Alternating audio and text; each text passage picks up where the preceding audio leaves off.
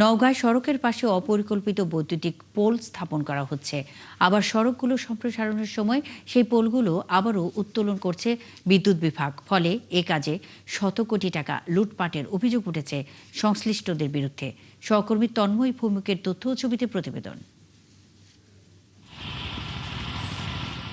নওগাঁ নাটোর আঞ্চলিক মহাসড়কের নওগাঁ রানীনগর সড়কের সম্প্রসারণ কাজ চলমান রয়েছে। পাশাপাশি একই অংশে বৈদ্যুতিক তার ও পোল স্থাপন করছে নর্দার্ন ইলেকট্রিসিটি সাপ্লাই কোম্পানি। তবে আঞ্চলিক মহাসড়কের উপরই পোল স্থাপন হলে কয়েক বছর পর তা আবার সম্প্রসারণ করে সড়কের কাজ করা হয়।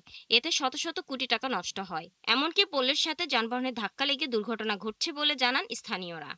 রাস্তার পাশে যে পোলগুলো আছে, এই পোলগুলো রাস্তার থেকে 5 ফিট বা 7 ফিট দূর দিয়ে দিলে, যে কোনো সাইড দিয়ে দিলে চলাচল ভালো হতো, রাস্তাটা বড় হতো।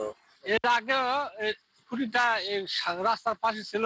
যদি মহাসড়কটা যদি আরো বাড়তি হয় তাহলে কালকেই এই পোলটা উঠাতে হবে।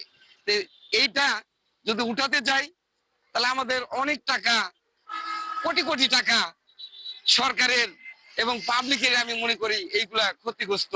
পরিবেশবাদী মনে করেন বিদ্যুতের কারণে সড়কের পাশে থাকা গাছ বেড়ে উঠতে পারছে না, তাই সড়ক থেকে 5 থেকে 7 ফিট দূরে পোলগুলি স্থাপনের পরামর্শ দিয়েছেন তারা। তবে নওগাঁ পল্লী বিদ্যুৎ সমিতি নির্বাহী প্রকৌশলী জানান, সরকারি নিয়ম মেনেই পোল স্থাপন করা হয়। পল্লী বিদ্যুতের লাইনগুলি ম্যাক্সিমাম রাস্তার একেবারে লাস্ট এজিং দিয়ে নির্মিত। কাজেই এখানে পল্লী বিদ্যুতের জন্য সরকারের অতিরিক্ত কস্টিং ব্যয় হওয়ার কোনো সুযোগ নেই।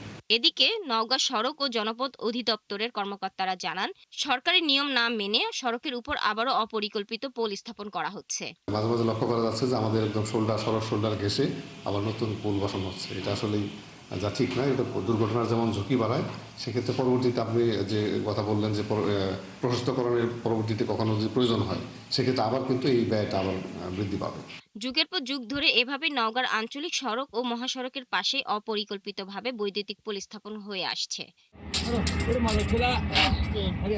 শাকিলা সিথি, ৭১।